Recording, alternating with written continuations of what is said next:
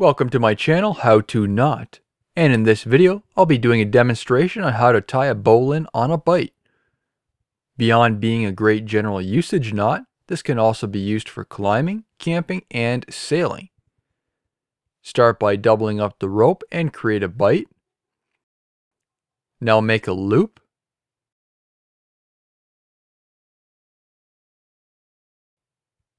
Feed the free end through the loop. Expand the bight and flip it over the double rope portion. Tighten and you'll be left with a pair of fixed loops. This is easily untied after being exposed to a load. However, it can slip if one loop is exposed to a load and the other is not. It can be formed anywhere in a length of rope, therefore no need for a working end. It's typically used by climbers, but can also be used in a rescue situation or for moving objects. However, a stopper knot is recommended and should be used as a safety precaution.